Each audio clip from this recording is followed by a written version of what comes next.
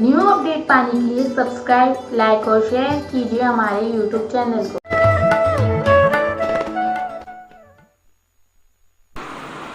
अब गीता जी के अंदर भक्तात्मा जो कुछ लिखा है वो वास्तविकता आपके सामने पर्दे पर आ रही है। और उन महापुरुषों को जिन्होंने ये अधूरा ज्ञान दिया, उनसे इस दास की प्रार्थना है कि इस पर पुनः विचार करें, इसको अपना प्रेस्टीज इशू ना बनावें। संतों का कोई प्रेस्टीज नहीं होती, वो तो सत्य की खोज में होते हैं, जब मिल जाए तभी स्वीकार कर लेते हैं। अब आदरणीय सुधांशु जी के बारे में चल रहा है, क्योंकि ज्यादातर भक्तात्मा हमारे पास इनके उपदेशी आए हैं और उन्होंने री उपदेश लिया है। उन्होंने बड़ी महिमा गाई थी इस महापुरुष की। हमने भी सोचा था कि अवश्य विद्वान पुरुष है, कुछ न कुछ सत्य को खोजा होगा, तभी तो इतनी दुनिया को अपने पीछे लगाया है। अब देखा तो वही की वही बात है। अब देखिएगा इनकी एक पुस्तक, अब देखिएगा ये सुधांशु जी द्वारा कृत परम पूज्य सुधांशु जी महाराज के मंगल, ये लेना इधर, ये देखियो, लोकप्रिय प्रवचनों के अंश, और नीचे देखो, अमृत ज्ञान धारा जीवन में बहाए खुशी हो जाए। इसके इनमें ये स्वयं स्वीकार करते हैं कि गीता जैसा शास्त्र कोई नहीं। ये देखिएगा प्रश्न नंबर इसका आपके देखिए नीचे, ये गीत है जीवन संगीत, गीत है जीवन संगीत का, और इसके नीचे प्रश्न नंबर है ये देखो, प्रश्न नंबर 52 पे अमृत ज्ञान धारा के अंदर, गीता को संगीत बनाओ, अर्थात गीता का गान गाओ, गीता को पढ़ो, गीता का श्रवण करो, गीता का मनन करो, गीता का निधिध्यासन करो, क्योंकि समस्त शास्त्र इसी गीता में, इसी में आ जाते हैं। कहा गया है कि अगर गीता है तो फिर किसी शास्त्र की आवश्यकता नहीं, अर्थात समस्त शास्त्रों का सार गीता है, यह भी कहा गया है। अब देख लो, अब इन्हीं के वचनों द्वारा ये श्री कृष्ण को पूर्ण मान रहे हैं, और कृष्ण जी क्या कह रहे हैं कृष्ण जी के बारे में, इन्हीं के विचार ये देखियो। इनमें ये क्या है, प्रकृति का संगीत, प्रश्न नंबर 47 पे, ये फिर ये देखो 47 पे, इसकी इनके कॉलम में देखिएगा, श्री भगवान श्री कृष्ण ने कालिया नाग के ऊपर पांव रखकर नृत्य किया और संसार को कह दिया कि काल के सिर पर पांव रखकर भी नाचा जा सकता है।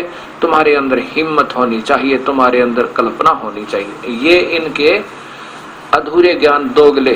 देखो फिर देखिए, काल के सिर पर पांव रख के नाचा जा सकता है, और कृष्ण जी स्वयं कहते हैं मैं काल हूं गीता में, फिर नाचा किसके ऊपर जाता है।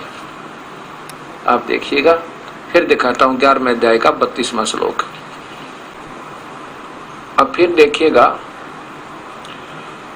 इन्हीं के आदरणीय सुधांशु जी के करकमलों द्वारा गीता जी का टीका। पहले देखिए अध्याय नंबर 11 और फिर इसमें श्लोक नंबर 32 आपको दिखाता हूं।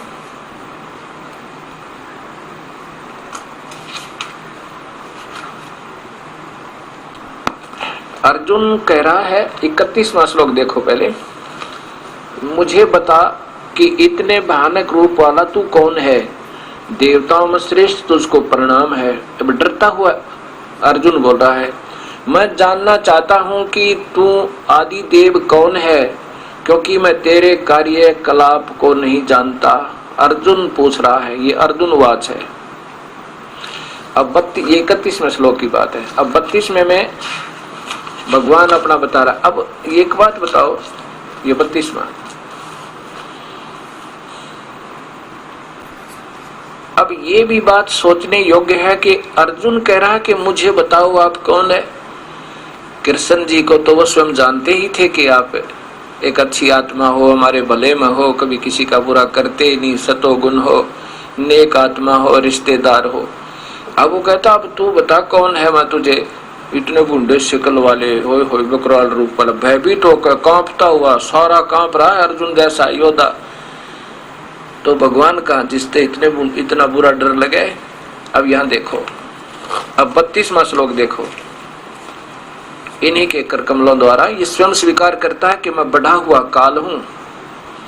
कौन? श्री कृष्ण मानते हैं ये, लेकिन वो काल है जो कृष्ण जी का भी बाप है, पिताजी है।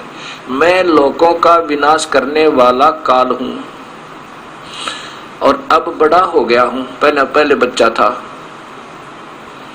कि मैं अब प्रकट होया हूं, मेरी वास्तविकता तुझे अब दिखाई है। कृष्ण में प्रवेश था मैं, और यह इन लोगों का दमन करने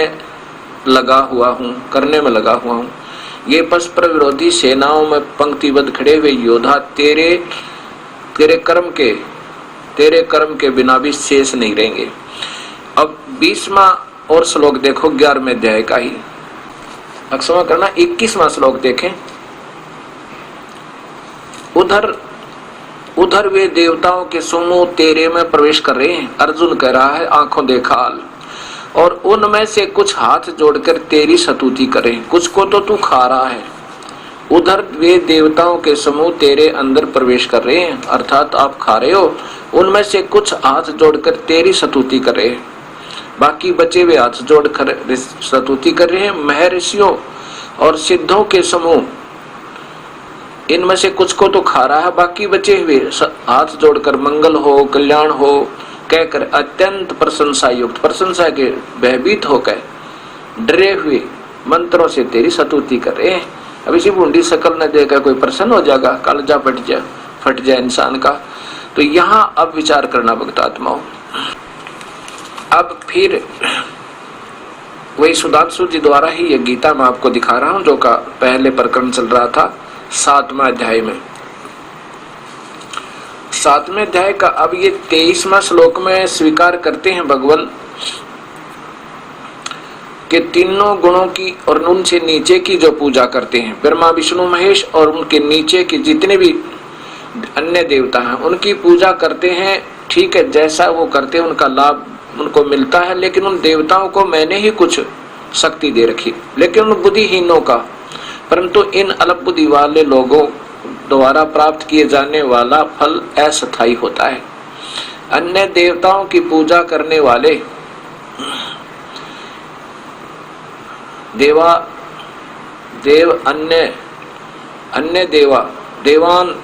अन्य देवताओं की पूजा करने वाले लोग देवताओं को प्राप्त होते हैं, किंतु मेरा भक्त मेरे पास ही पहुंचता है।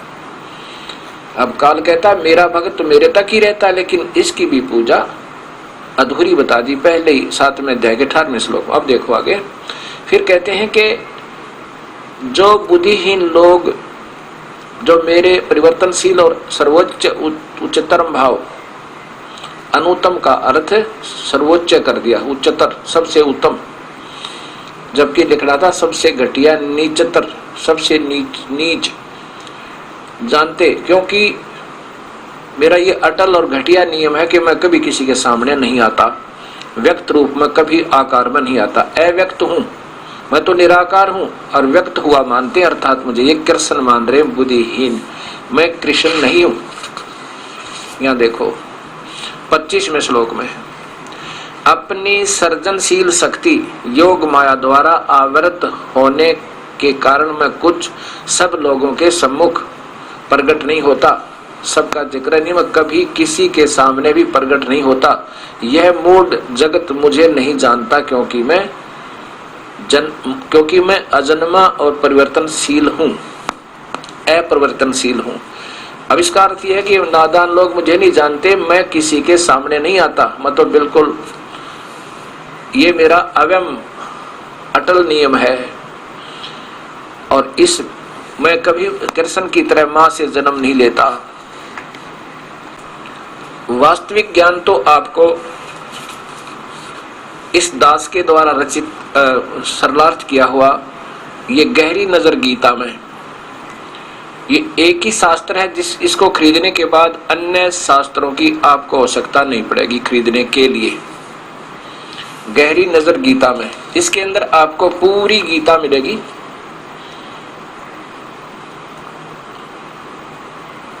और ज्ञान का अज्ञान पर आक्रमण, इससे आपको सही प्राप्त होगा जो कुछ भी गीता में वास्तव में कहा और क्या वास्तविकता है। अब आप इसमें भगवान कह रहे हैं, काल भगवान ब्रह्म भगवान बोल रहे हैं, ये काल बोल रहा है, श्री कृष्ण जी नहीं बोल रहे। कह रहा कि मैं तो अव्यक्त हूं, निराकार हूं और मैं किसी के सामने नहीं आता, लेकिन ये मूढ़ मूर्ख लोग मुझे कृष्ण की तरह जन्मने और मरने वाला मानते हैं। मैं कभी मां का जन्म नहीं लेता, अर्थात मुझे ऐसे जन्म लेकर जैसे तुम्हारा जन्म हो रहा है, मैं ऐसे कभी व्यक्ति रूप में व्यक्त रूप में नहीं जन्म लेता। इसका जन्म कैसे होता है? जैसे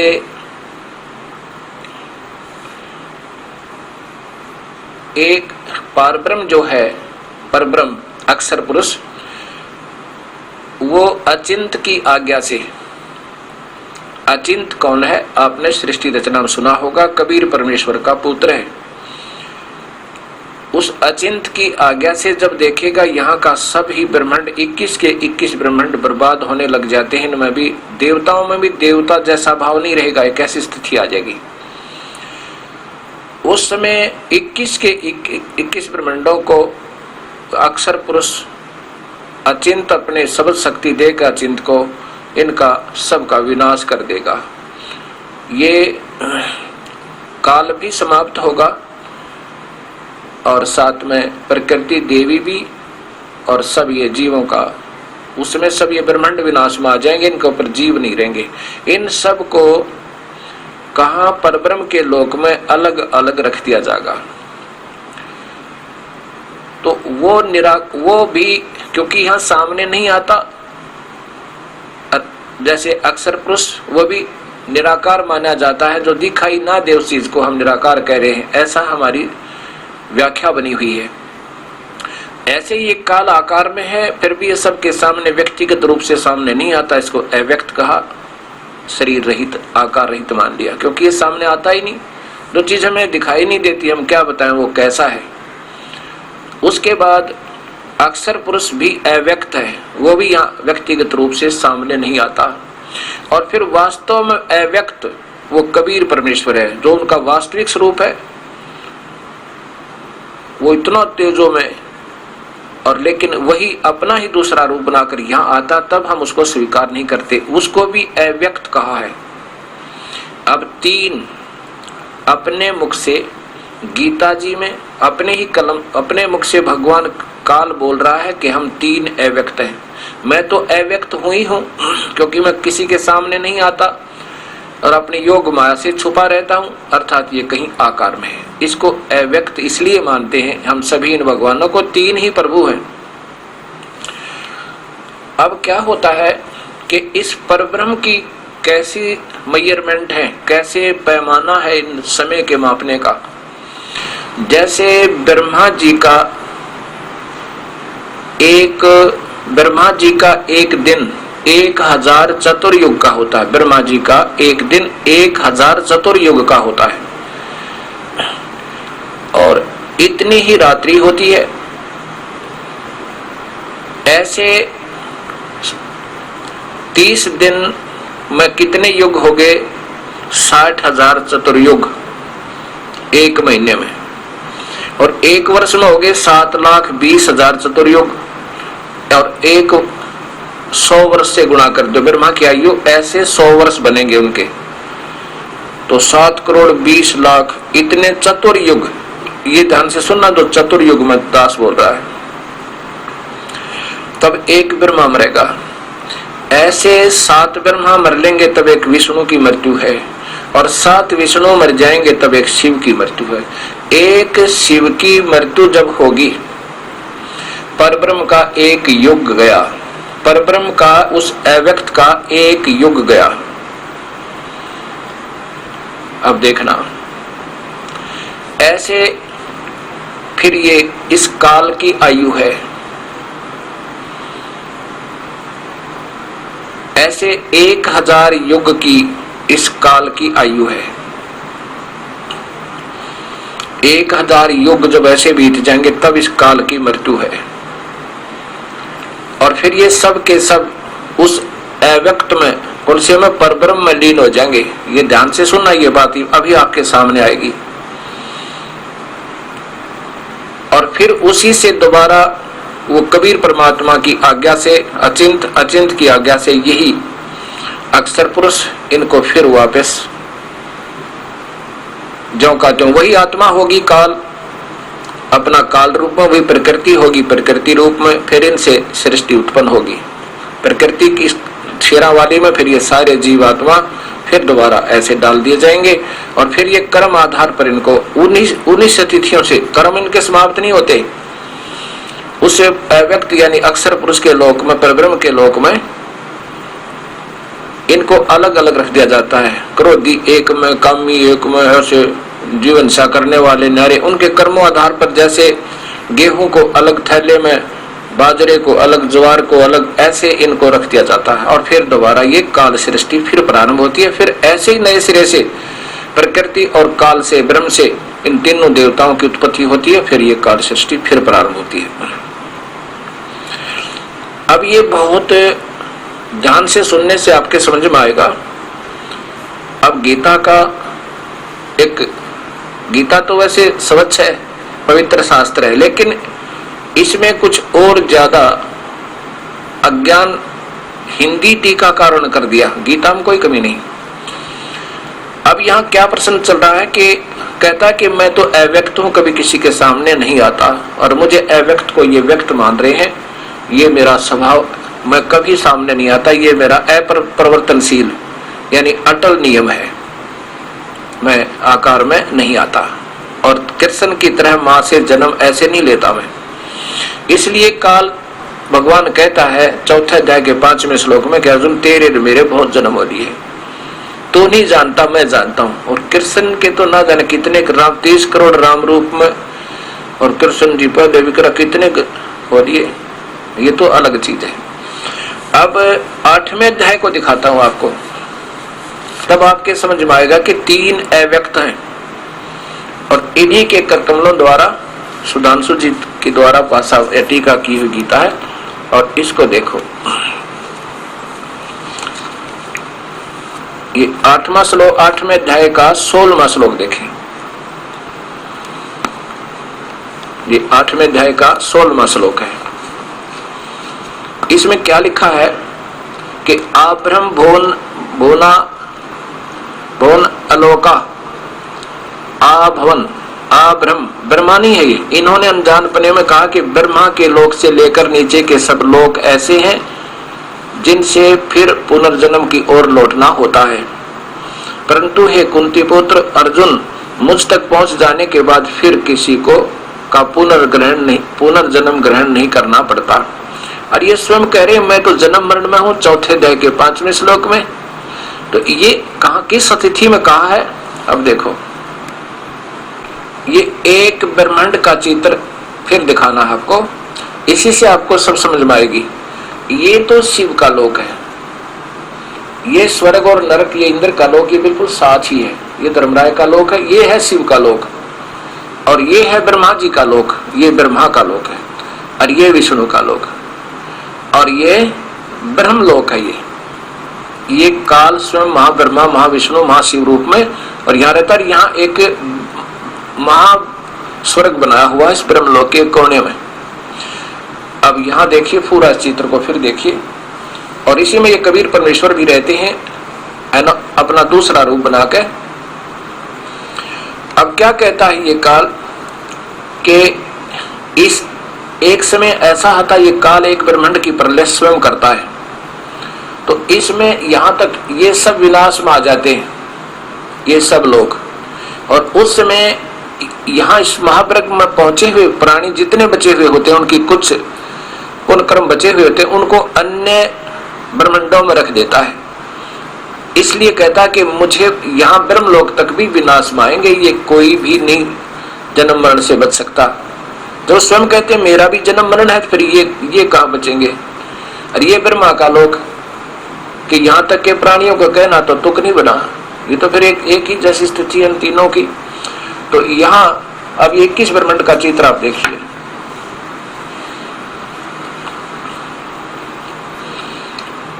ये काल के 21 ब्रह्मांड का चित्र है।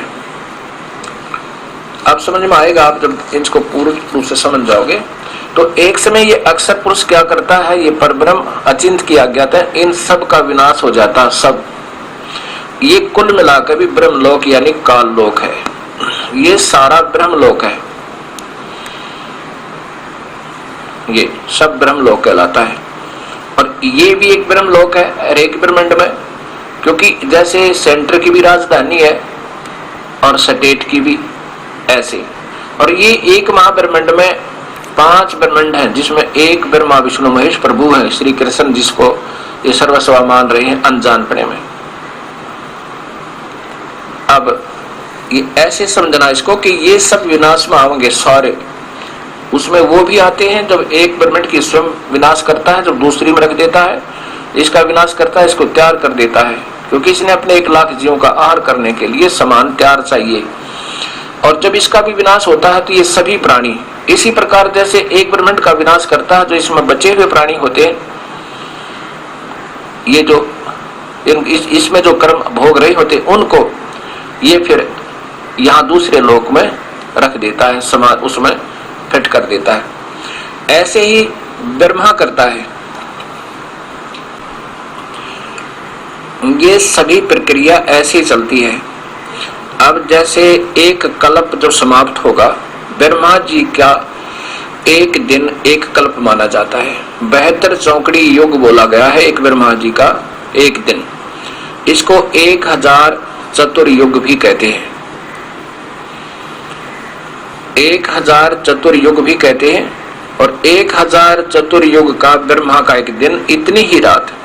अब जब इस 3 लोकों के प्राणी यानी इस पाताल लोक, इस पृथ्वी लोक में, स्वर्ग लोक में और एक पाताल लोक है, उन तीनों पर प्रलय हो जाएगी, सब प्राणी विनाश में आ जाएंगे। उस समय ये सभी प्राणी ब्रह्मा के लोक में रख दिए जाएंगे।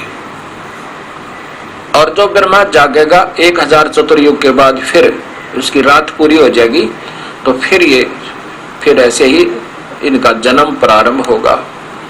ये ऐसे ही ब्रह्मा करता है। ऐसे ही फिर ये काल एक ब्रह्मांड को समाप्त करता है। जब उनके सभी जो ब्रह्मलोक तक पहुंच गए, उनको तो स्वर्ग, अगले स्वर्ग में भेज देता है, दूसरे ब्रह्मांड में, इसी महास्वर्ग में, क्योंकि उनमें भी ऐसा ब्रह्मलोक है। और बाकी के जो प्राणी हैं उनको वहां रख देता है जब तक कि दूसरा जन्म हो उनका, ऐसे सूक्ष्म रूप में। ऐसा ही जब ये काल लोक सारा विनाश आएगा, 21 ब्रह्मांड का विनाश होगा, तब ये सारे के सारे उस परब्रह्म के लोक में, उस दूसरे अव्यक्त के रूप में रख दिए जाएंगे। अब अव्यक्त 3 है। अब स्वयं इन्हीं की कर कमलों द्वारा आपको दिखाता हूं। अब इसको निंदा ना समझना, ये तो विश्लेषण हो रहा है इस पवित्र गीता का। अब शुद्ध की में कुछ अशुद्धता आ गई तो उसको फिर गर्म किया जाता है, वो फिर शुद्ध हो जाता है। अब ये शुद्ध हो रहा है, इसको निंदा ना समझना। और संत कभी निंदा नहीं करते। और ये दास तो निंदा करने के योग्य ही नहीं। निंदा क्या, निंदा तो महापाप होता है। हम तो वैसे भी डरते डरते इन पवित्र शास्त्रों का व्याख्या कर रहे हैं। और ये भी मद्देनजर रखते हैं कि कहीं इस दास के से कोई ऐसा वचन ना निकल जाए किसी की आत्मा दुख पावे। यदि सत्य ज्ञान के आधार पर दुख पाती है तो अच्छी बात है। वो गर्म हो रहा है, उसमें से खोट निकलेगा, कुछ सोचेगा, विचारेगा कि हमारे गुरुदेव के बारे में ऐसा क्यों कहा गया, तो फिर सोचेगा, इस दास के द्वारा दी गई टिप्पणी पर विचार करेगा, क्योंकि भक्तात्मा अवश्य सोचेगा और स्वयं संत भी सोचेंगे। और सोचेंगे तो बात सामने आ जाएगी। ये तो कोई आज कोई किसी को बका नहीं जा सकता। आप इनोसेंट नहीं हो कि आपको मैं बका दूंगा। हाँ, तब तक इनोसेंट थे जब तक आपको ज्ञान नहीं था, सत्य ज्ञान नहीं था। तब तक तो कोई वह काले मंदिर में घंटी बांध के मेरे जैसा पुजारी वो वह काले वहां भी हम चले जाते क्योंकि हमें प्रभु की प्यास है। अब ये भक्त संत आत्मा, इनका उद्देश्य तो सही है कि हम मार्ग बताओ भगवान का, लेकिन जो काल भगवान अपने पुत्रों को ही मार्ग नहीं बता रहा, उसको स्वयं भेद नहीं दे रहा, तुम कहाँ से पैदा होगे, तुम कौन हो, कितना आगे, ब्रह्मा को नहीं मालूम, विष्णु वहां चेत पड़ा से सैया पर, देवी भागवत महापुराण पढ़ के देखो, तो फिर इन संतों को कैसे वो ज्ञान दे देगा? वो तो कबीर परमेश्वर की परम कृपा अपने परम संत पर हुआ है और उसके सिर पर बैठा रहे वो मालिक, तब बात बन सके, ना तो कभी भी समझ में नहीं आ सकती। अब ये सुविधा होगी कि ये आस्था जैसे पवित्र चैनल ये बधाई के पात्र होंगे। एक दिन बता देता हूं आपको कि ऐसे निर्मल ज्ञान को ये निर्भय के साथ सामने पेश कर रहे हैं क्योंकि ये शास्त्रों में प्रमाण है। अब यहां देखिएगा, अब ये क्या है कि इनकी टिप्पणी, ये पहले तो आप देखिए अध्याय नंबर 8 है, ये इसी सुधांशु जी द्वारा टीका किया हुआ, महाराज जी आदरणीय सुधांशु जी द्वारा टीका किया हुआ, और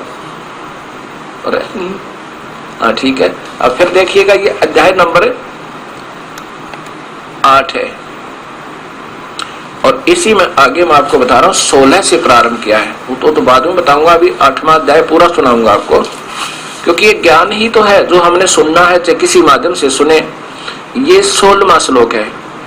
इन्होंने लिख दिया कि ब्रह्मा के लेकर नीचे के सब लोग ऐसे हैं जिनके पुनर्जन्म की ओर लौटना होता है, परंतु हे कुंती पुत्र, मुझ तक पहुंच जाने के बाद फिर किसी को का पुनर्जन्म नहीं धारण करना पड़ता। अब यहाँ ब्रह्मा लोक लिख दिया इन्होंने अनजानपने में, लेकिन ब्रह्मा की तो आगे देखियो, फिर बताऊंगा आपको। अब ये स्वामी आदरणीय स्वामी राम सुखदास जी द्वारा टीका है इसी मद भागवत गीता का, श्री मद भागवत गीता सचित्र साधक सजीवनी परिशिष्ट सहित, नीचे देखिएगा श्री राम सुखदास जी, स्वामी आदरणीय स्वामी राम सुखदास जी, इन्होंने भी टीका किया है। और 8वें अध्याय का, ये 8वां अध्याय देखो, अध्याय नंबर 8 श्लोक नंबर 16, आब्रह्म भोनालोका, वही 16वां श्लोक है। इन्होंने लिखा कि अर्जुन ब्रह्मलोक तक, सुधांशु जी लिखते हैं ब्रह्मा के लोक तक, ये लिखा है ब्रह्मलोक तक सभी लोग पुनर्वर्ती वाले हैं, अर्थात वहां जाने पर लौट कर संसार में आना पड़ता है, परंतु हे कौन्ते, मुझे प्राप्त होने पर पुनर्जन्म नहीं होता। प्राप्त तो इसको हो ही नहीं सकते, पहली बात तो ये है, लेकिन मेरी जो सुविधा प्राप्त करने पे ओम नाम के जापते हैं, ये ब्रह्मलोक दिखाना था कि इन्होंने लिखा ब्रह्मलोक और वो कह रहे हैं ब्रह्मा का लोक। और फिर साथ में 70वें श्लोक में क्या लिखा है इन्होंने कि देखिए यहां नीचे से, ये 70वां श्लोक है, इसका कैसे अर्थ किया है इन्होंने, जो मनुष्य, ये देखो, जो मनुष्य ब्राह्मण है, ये देखो ब्राह्मण है, ये नोट ब्रह्मा, ब्रह्मा ही लिखा जाता है यहाँ पर, होता ब्राह्मण है। ब्रह्मा के सैंसर युग, ये चतुर्युग नहीं लिखा, सैंसर चतुर्युग नहीं लिखा, केवल सैंसर युग पर्यंतम 1000 चतुर्युग वाले एक दिन को इन्होंने चतुर्युग लिखा है, जबकि संस्कृत है रात्रिम युग सहस्रानाम ब्रह्मणे सैंसर युग पर्यंत अहर, एक दिन ब्रह्मा का बता रहे हैं ये, लेकिन ये ब्रह्मा का नहीं, ये उस ब्रह्मणे का अर्थ है उस बड़े भगवान, ब्रह्मणे माने बड़े भगवान, इस काल से बड़ा भगवान कौन है, ब्रह्मणे, उसका 1000 चतुर्युग का एक दिन होता है और इतनी ही रात होती है, ब्रह्मा की होती है 1000 चतुर्युग की।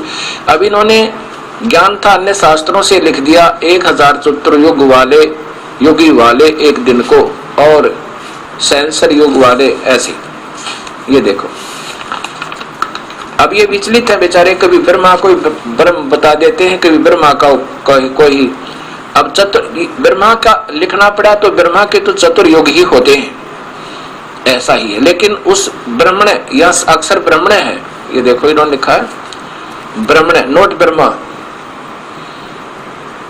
ब्रह्मण को फिर यहाँ ब्रह्मा कर दिया अनजानपने में। बड़ा भगवान, इस ब्रह्म से भी ऊपर जो ब्रह्म है वो भगवान ब्रह्मण है, उसके होते हैं ये 1000 युग, और ब्रह्मा के होते हैं 1000 चतुर्युग।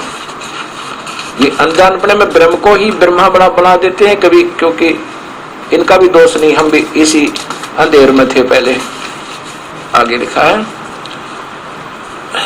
चतुर्युग वाली उनकी एक रात जानते हैं, वो मनुष्य सही समझते हैं। वे मनुष्य ब्रह्मा के दिन और रात को जानने वाले हैं, ब्रह्मा के, अर्थात इसका अर्थ ये बना है कि वो सही प्रकार से जानते हैं, जो सही ज्ञान वाले हैं वही बता सकें ये कैसे है ये दिन और रात। इसी का प्रमाण इस आदरणीय जयदयाल गोविंद का द्वारा टीका की हुई गीता जी में देखिए, ये अध्याय नंबर देखिए, पहले ये 7 है, 8 में देखिए, ये 8 का फिर देखिए नीचे श्लोक नंबर 16, इसमें आब्रह्म भुवनात् लोका पुनर्वंती, इसमें इन्होंने भी ये लिखा है कि हे अर्जुन, क्योंकि ये समझदार थे, ब्रह्म लोक पर्यंत सब लोग पुनर्वर्ती हैं, परंतु एक कुंती पुत्र मुझको प्राप्त होकर पुनर्जन्म नहीं होता। यहाँ भगवान को प्राप्त तो हो ही नहीं सकते, वो तो 11वें अध्याय का 47वां और 48वां श्लोक स्पष्ट करता है। वो तो 11वें अध्याय का 47 और 48 श्लोक स्पष्ट करता है, और 53 और 54। अब 17वां देखो, अब 17वें में लिखा है, ये देखो, सेंसर युग पर्यंतम 1000 युग, 1000 चतुर्युग नहीं है, केवल 1000 युग, और इतनी ही रात्रि है। ये ब्रह्मण्य शब्द है। अब यहां देखो, ब्रह्मण्य उस बड़े भगवान, काल से बड़े ब्रह्मण्य, ब्रह्म उज्भारम, ये आपने सुना होगा, उसमें अथर्ववेद में ये ब्रह्मा का जो एक दिन बना दिया इन्होंने, एक दिन है 1000 चतुर्युग की अवधि वाला। अब इसमें कोई चतुर्युग नहीं लिखा, सेंसर युग पर्यंतम इन्होंने, क्योंकि ज्ञान था, अन्य शास्त्रों में लिखा कि ब्रह्मा की आयु का एक दिन 1000 चतुर्युग का ही होता है, इसमें कोई संदेह नहीं। लेकिन यहाँ उसका जिक्र नहीं, ये तो सेकंड एवेक्ट का है, जो परब्रह्म का जिक्र है, और इतनी ही उनकी 1000 युग की उस इन्होंने चतुर्युग लिखा, रात्रि होती है, तत्व से जान लेते हैं वो योगीजन, काल के तत्व को जानते। बस ये सही लिखा है कि बस इसको जो समझ लेगा वो सही काल न जानने वाला है और सही समय का हिसाब लगा रहा है। कि अब फिर देखिएगा सुधांशु जी द्वारा ही, क्योंकि इन्हीं के द्वारा टीका का अब आगे चल रहा है। ये देखो, ये 16, अब 16 इन्होंने किया है। 17 में क्या लिखा है कि वो तो ब्रह्मा का ही मानते हैं, इधर भी इन्होंने ब्रह्मा ही माना है। इधर देखिए 16 में भी इनको ब्रह्मा कहा है कि ब्रह्मा के लोक से लेकर नीचे के सब लोग, जबकि आब्रह्म ब्रह्मा नहीं है। और यहाँ देखो ये ब्रह्मण है, ब्रह्मण है। तो जो लोग इस बात को जानते हैं कि ब्रह्मा का एक दिन 1000 युग की अवधि का होता है, नहीं, इन्होंने संस्कृत सरलार्थ यहाँ इसका ठीक कर दिया, चतुर्युग नहीं लिखा। तो इससे ये सिद्ध है कि इनको ये भी नहीं मालूम कि ब्रह्मा का एक दिन कितना होता है।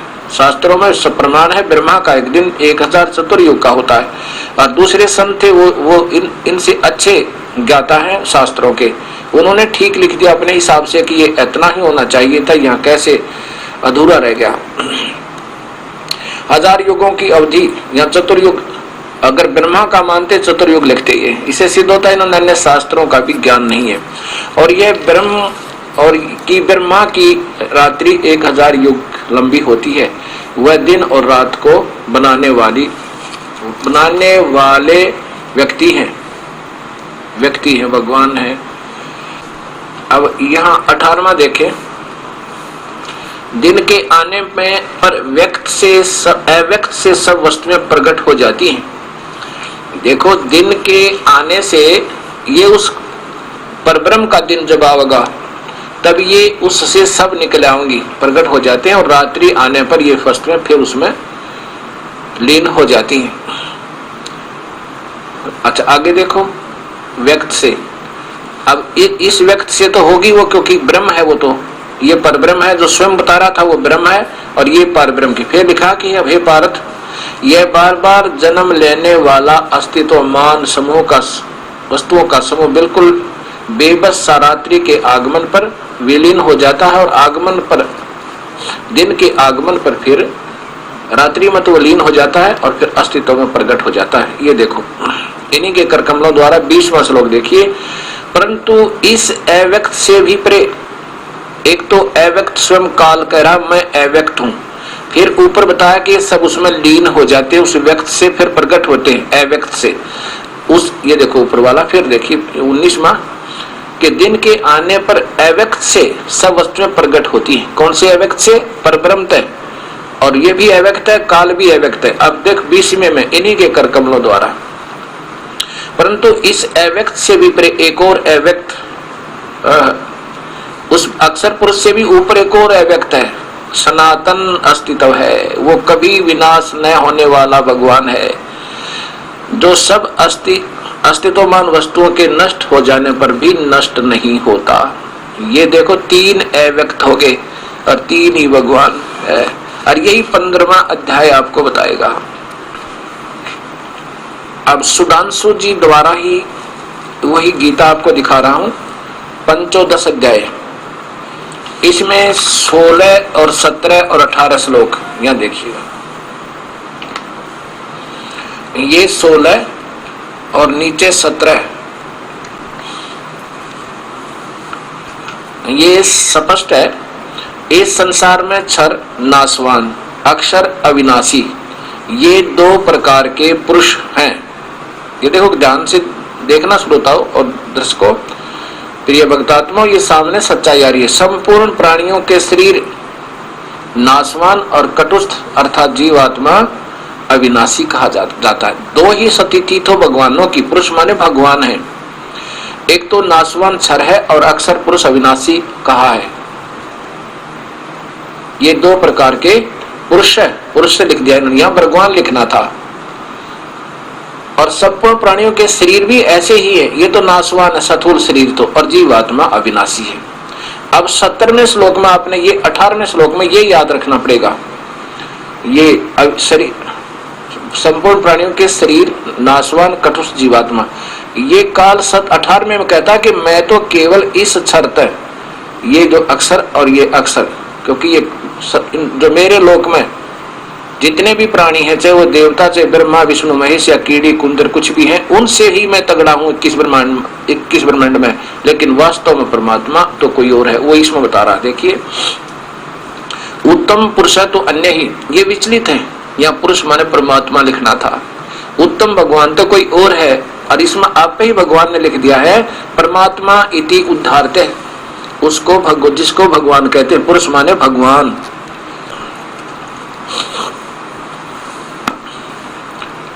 अब ये ध्यान रखना पड़ेगा आपने, 18वें श्लोक में काम आएगा कि वो कहता कि मैं कहा, ये देखो उत्तम पुरुष तो अन्य ही है, या पुरुष माने परमात्मा लिखना था, जबकि सीधा इसी में रख दे दिया कि उत्तम पुरुष है तो अन्य परमात्मा इति उदाहरत है, उसको परमात्मा कहा जाता है। वही परमात्मा वो पुरुष है जो वास्तव में भगवान कहलाता है, और जो वही अविनाशी ईश्वर वो वास्तव में अविनाशी है, तीनों लोकों में प्रवेश करके सबका धारण पोषण करता है, वो परमात्मा और है। तीसरा अव्यक्त जो कहा है वो है वास्तव में अव्यम ईश्वर है, वो वास्तव में अविनाशी परमात्मा है। और मैं तो काल भगवान कह रहा है मैं तो केवल, ये देखिएगा 18वां श्लोक, कि मैं तो केवल इसलिए पुरुषोत्तम कहलाता हूं वेद में और लोक में। वैसे तो लोक वेद होता है सुनी सुनाई बातों में, इस लोक में, काल के लोक में, और इस वेद के आधार पर मुझे केवल इसलिए भगवान उत्तम भगवान कहते हैं। मैं उत्तम नहीं हूं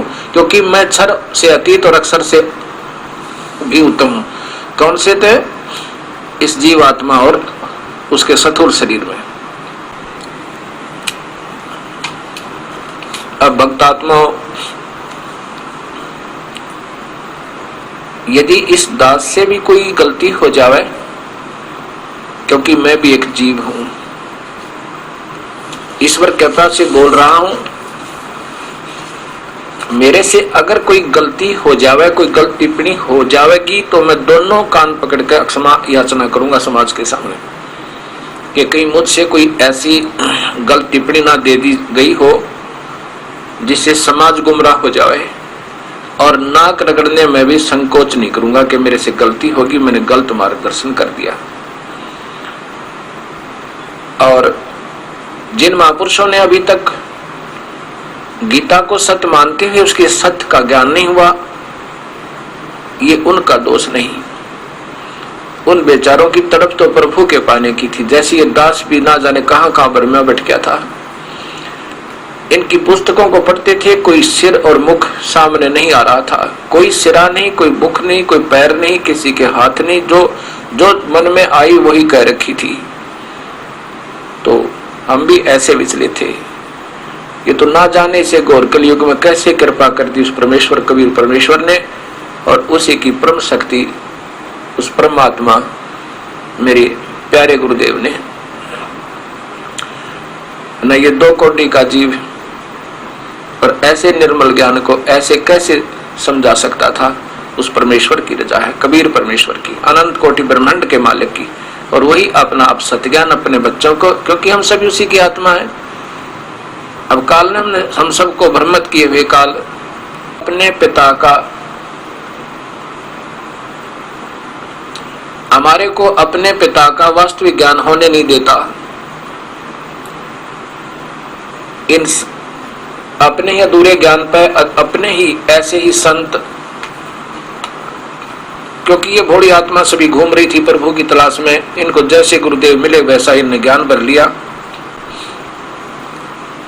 और फिर आगे भक्तात्माओं को बताना शुरू कर दिया। उद्देश्य तो सही है, लेकिन रास्ता जाना था किसी ने उड़ीसा में और भेज दिया पंजाब में, दिल्ली तक, या आगे की तो श्रीनगर भेज दे, तो इससे अच्छा चुप रहते वो बढ़िया था। अब फिर देखिए, आदरणीय आचार्य सुधांशु जी महाराज के द्वारा अध्याय नंबर 7 ही है। अब इससे आगे चलेंगे, क्योंकि अभी आपने 24 और 25 सुन लिया। ये देखो, ये आपने 25 का व्याख्या सुनी, अभी आपने ये 25 की व्याख्या सुनी। इसको सुलझाने के लिए अव्यक्त को, कि मैं किसी के सामने प्रकट नहीं होता, उस अव्यक्त को मेरा ये अविनाशी अटल भाव है, इसको समझाने के लिए कितने प्रमाण देने पड़े, जब ये 24 और 25 श्लोक क्लियर हुआ, स्पष्ट हुआ। अब 26 देखो, हे अर्जुन, मैं उन सब प्राणियों को जानता हूं जो अतीत में हो चुके हैं और इस समय विद्यमान हैं, भविष्य में होने वाले हैं, परंतु मुझे कोई नहीं जानता।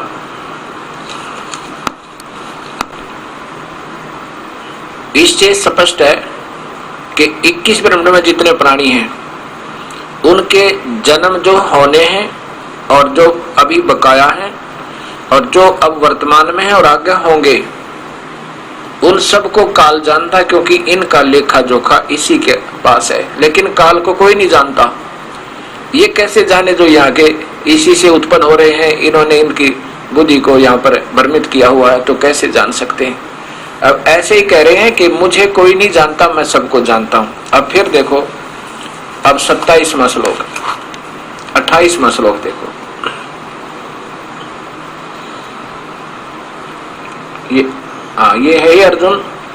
27वां देखो, अर्जुन शत्रुओं को जीतने वाले अर्जुन, सब प्राणी इच्छा और द्वेष के कारण उत्पन्न हुए द्वैत के वश में होकर मोह और भ्रम में पड़े हुए हैं। ये तो डालने वाला भी स्वयं ही है और कह रहा है। चलो आगे देखो 28 में, परंतु वे पुण्यात्मा लोग जिनका पाप नष्ट हो गया है, जो पाप के प्रति मर चुके हैं, पाप के प्रति मर चुके हैं, द्वितीय मोह से मुक्त होकर अपने व्रतों पर स्थिर रहते हुए मेरी पूजा करते हैं।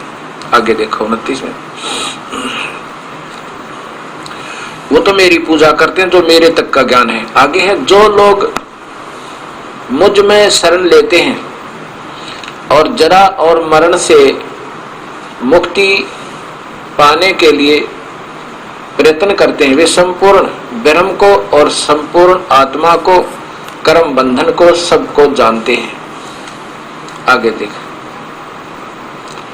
अब इन्होंने क्या कर दिया, इसको कति गोल कर दिया। 29वां देख कितना स्पष्ट ज्ञान है।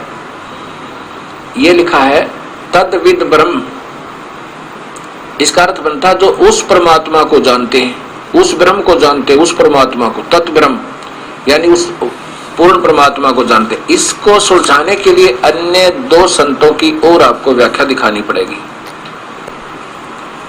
ये श्रीमद् भगवत गीता आदरणीय श्री आसाराम जी द्वारा टीका,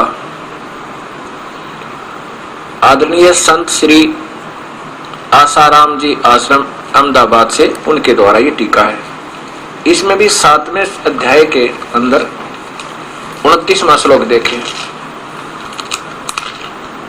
ये 29वां श्लोक है, जो मेरे शरण होकर जरा और मरण से छूटने के लिए यत्न करते हैं, वे पुरुष उस ब्रह्म को, ये समझना, उस ब्रह्म को, तत् ब्रह्म, उस परमात्मा को, पूर्ण अध्यात्म को और संपूर्ण कर्मों को जानते हैं।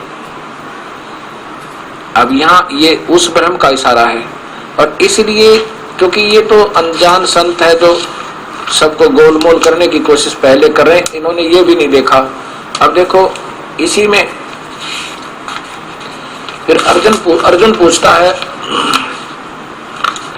8वें अध्याय का पहले श्लोक में पूछा है कि हे भगवान, वह ब्रह्म क्या है, अध्यात्मिक क्या है, कर्म क्या है, अधिभूत नाम से क्या कहा गया है। जो आपने अभी कहा 7वें अध्याय के 29वें श्लोक में, वो ब्रह्म है फिर कौन, वो परमात्मा कौन है, ये बिल्कुल सही लिखा है आसाराम जियों ने।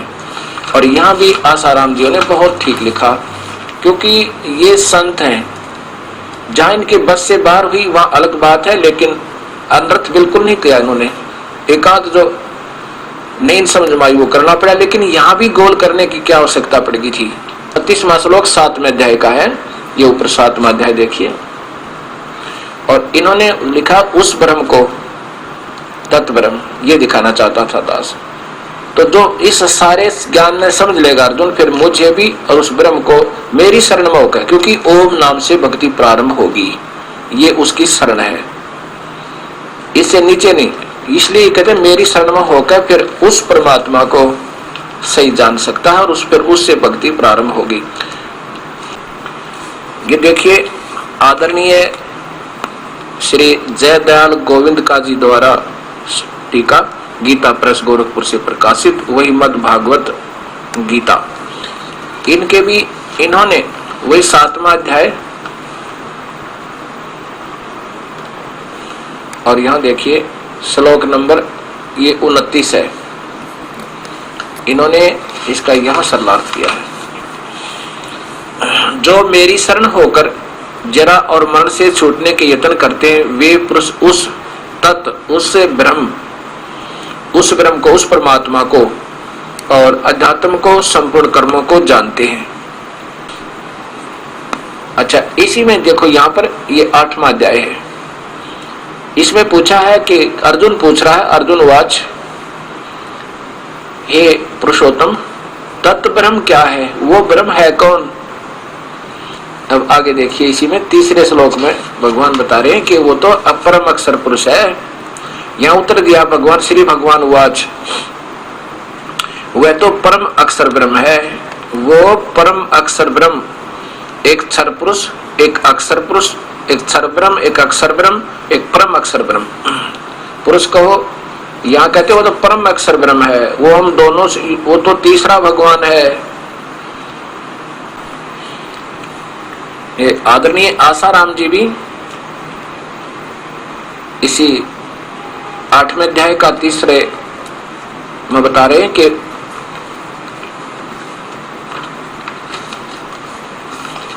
ये देखिएगा अध्याय नंबर 8वां अध्याय के अर्जुन पूछता कि वह ब्रह्म कौन है, वह ब्रह्म क्या है, तो तीसरे में उत्तर दे रहे हैं ये स्वयं श्री भगवान ने कहा कि परम अक्षर ब्रह्म है, वो पूर्ण परमात्मा है। अपना नहीं बताया कि मैं हूं। अब देखो सुधांशु जी द्वारा, अब भक्तात्मा अब स्वयं निर्णय करेंगे। ये दास किसी को छोटा या बड़ा बताने योग्य नहीं है, क्योंकि मैं सबसे निम्न सत्र का प्राणी हूं और प्रभु ने मेरी ड्यूटी लगा दी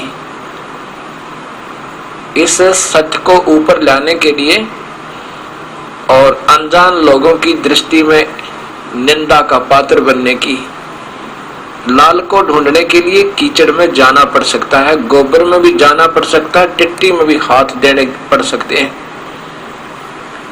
तो और ये तो पवित्र पुस्तकें हैं, इनमें थोड़ी सी मेहनत की ही आवश्यकता है और कृपा परमेश्वर की। तो बेशक अनजान व्यक्ति आज मुझे निंदक जानेंगे, लेकिन एक दिन आपके हृदय में एक विशेष स्थान बनेगा इस दास का। दास का तात्पर्य ये नहीं है कि मैं अपनी महिमा का भूखा हूं, लेकिन हृदय में एक विशेष स्थान बनेगा इस दास का। दास का तात्पर्य ये नहीं है कि मैं अपनी महिमा का भूखा हूं, लेकिन इस सच्चाई का जो थोड़ा बहुत सच्चाई को बताता है या कोई ऐसा ज्ञान देता है, उसके प्रति स्वयं ही श्रद्धा बन जाती है। लेकिन मैं श्रद्धा के योग्य भी नहीं हूं, इसलिए कहना पड़ा कि आप अभी मुझे निंदक जानेंगे, लेकिन फिर याद करोगे इस आस्था चैनल को, ये सारा संसार याद करेगा कि ऐसा परम रहस्य है और संसार के सामने इतनी कटु सत्य को कैसे हिम्मत की इन्होंने ऐसे चैनल पर लाने की। ये भी धन्य है इनके माता पिता ने, धन्य है इनके इतने प्रभु पे विश्वास को कि सांच को आंच नहीं होती। अब देखो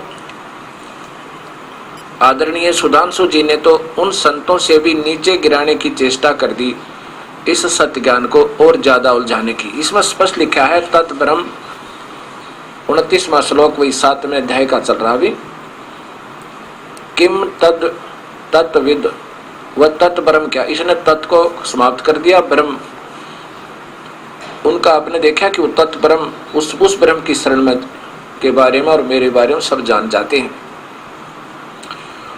जो लोग मुझ में शरण लेते हैं, जरा और मरण से मुक्ति को पाने के लिए प्रयत्न करते हैं, वे संपूर्ण ब्रह्म को और संपूर्ण आत्मा को, यहाँ लिखा है तत् ब्रह्म को, उस ब्रह्म को और संपूर्ण आत्मा को और कर्मों के संबंध में बातें जान जाते हैं। जो यहाँ से छूटना चाहते हैं ना मेरे से, मेरी शरण में रहकर, अर्थात जो मेरे काल के जाल में फंसे हुए हैं, उनको ज्ञान हो गया, फिर वो जो उस परमात्मा निकलने की चेष्टा वो करेंगे जो उस परमात्मा के बारे में और मेरे बारे में कि मैं काल हूँ, वास्तव में काल हूँ, किससे नहीं छोड़ दूँ, सब न खाऊंगा, वो फिर यहाँ से निकलने की चेष्टा करते हैं। उनको सही ज्ञान हो गया। इसका अर्थ ये बने। अब इन्हीं के द्वारा ये देखिएगा सुधांशु जी द्वारा 8वां अध्याय,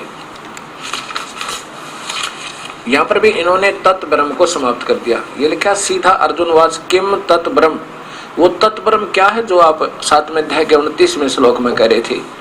इन्होंने सीधा लिख दिया ब्रह्म क्या है, तत् ब्रह्म, वो ब्रह्म क्या है, वह ब्रह्म क्या है, ये लिखना था। ये सामने संस्कृत भी देख सकते हैं, आत्मा क्या है जो आगे देखो। और फिर तीसरे में और गोल कर दिया, ब्रह्म या परम अनस्वर है, ब्रह्म या परम अनस्वर है, यह लिखना था। जैसा कि उन महापुरुषों ने लिखा है कि वो परमात्मा, वो परम अक्षर ब्रह्म है, वो परम अक्षर, ये देखो अक्षरम ब्रह्म परमम, वह अक्षर ब्रह्म, वो परम अक्षर ब्रह्म है। परम अक्षरम ब्रह्म, वो परम अक्षर ब्रह्म है जो वास्तव में पूजन के योग्य है।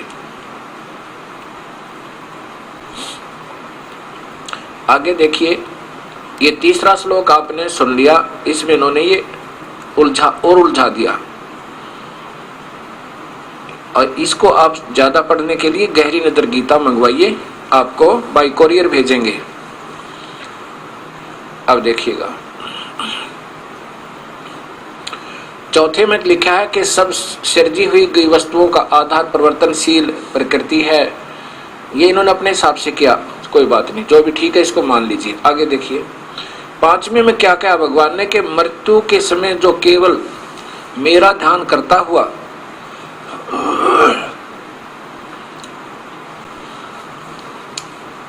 क्या लिखा है कि मृत्यु के समय, ये काल भगवान बोल रहा है, मृत्यु के समय जो केवल मेरा ध्यान करता हुआ अपने शरीर का त्याग करके इस संसार से प्रयाण करता है, वह मेरे पद को प्राप्त होता है। इसमें कोई संशय नहीं, बिल्कुल सही है। ओम नाम का जाप करते हुए प्राण त्याग जाओगे तो केवल ब्रह्म लोक तक पहुंच जाओगे, उस महास्वर्ग में। सत्य। आगे देखिए, छठे में कहा कि किंतु कुंती पुत्र, अंतिम समय में मनुष्य जिस समय की दशा को ध्यान करता हुआ शरीर त्यागता है, वह उसके ध्यान सदा मगन रहता है, उस दशा को प्राप्त होता है। इसमें सीधा लिखा है कि जो मेरी पूजा करे तो मेरे को प्राप्त होगा, और उस भगवान को बजेगा और तो अंश में उसका उसी में ध्यान होगा तो उसको प्राप्त होगा।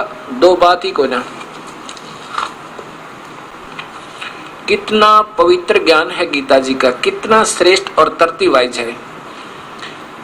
काल भगवान कह रहे हैं कि यदि मेरी तो भक्ति करेगा, ओम नाम के जाप तो बता रखी है कि मेरा मंत्र तो ओम नाम तो चलेगा, और इसका जाप करता हुआ और मेरा अंत समय में मेरे ही सिमरण में तेरा ध्यान रहेगा, क्योंकि जिसका सिमरण जो करेगा अंत समय में उसी का ध्यान रहेगा, तो मुझे प्राप्त होगा, इसमें कोई शंका नहीं। और फिर छठे में बताया है कि जो जिस अतिथि में और जिसका भी सिमरण करता हुआ अंत समय में ध्यान में, अंत समय में जिसका ध्यान करता है मृत्यु वेला में, तो वो उसी को प्राप्त होता है। तो इससे फिर कह रहा है कि तुम युद्ध भी कर, आगे देख 7वें में, तो युद्ध भी कर और मेरा सिमरण भी करे तो मुझे ही प्राप्त होगा, बिल्कुल कोई संदेह नहीं। और 8वें में फिर देखना, 8वें श्लोक में स्पष्ट कर दिया, उस परमात्मा की भक्ति करनी, तत्ब्रह्म, जो पहले बताया था। ये वही गीता आदरणीय आचार्य सुधांशु जी महाराज द्वारा टीका है। इसी में इन्हीं के कर कमलों द्वारा 7वां श्लोक देखिए 8वें अध्याय का, इसलिए तू सदा मुझे याद कर।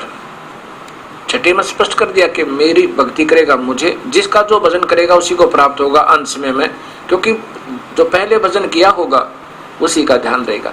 इसलिए तू सदा मुझे याद कर और युद्ध कर। जब तेरा मन और बुद्धि मेरे और एकाग्र रहेगी तो निसंदेह मुझे ही प्राप्त होगा। बिल्कुल सही है, अपने कर कमलों से सुधांशु जी लिख रहे। आगे देखना 8वें में, ये पार्थ, जो व्यक्ति निरंतर अभ्यास द्वारा चित्त को योग में लगाकर उस परम पुरुष का ध्यान करता है। अब कहां तक छुपाओ बेचारे, कहां तक छुपा सकते हैं सच्चाई को। ओए होए होए, ये पार्थ, जो व्यक्ति निरंतर अभ्यास द्वारा चित्त को योग में लगाकर उस परम पुरुष का ध्यान करता है और अपने चित्त को कहीं भटकने नहीं देता, वह अवश्य ही उस दिव्य और सर्वोच्च पुरुष को प्राप्त करता है।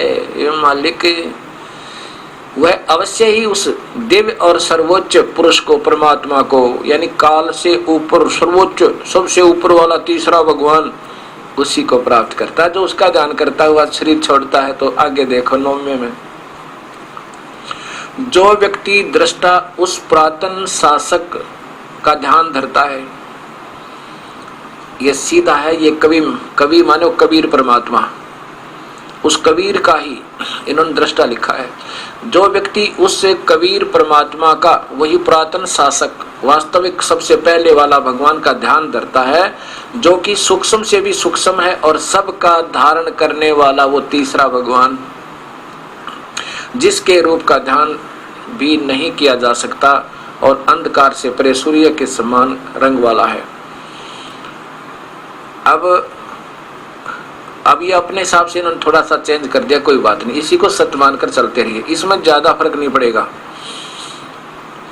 अब ये क्या किया कि वो परमात्मा कबीर है, ये कवि,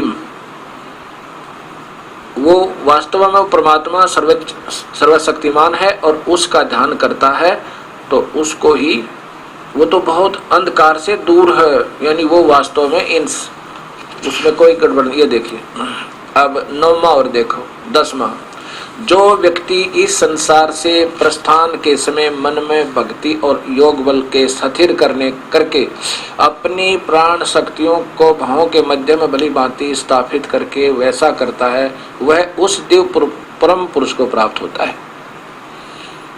अब देख लो, उस दिव्य परम पुरुष पूर्ण परमात्मा को प्राप्त होता है, ये अपने ही हाथों से लिख रहे हैं। और ये सिर्फ कृष्ण जी को सर्वस्व सर्वशक्तिमान और फिर शिव जी पर पहुंच गए।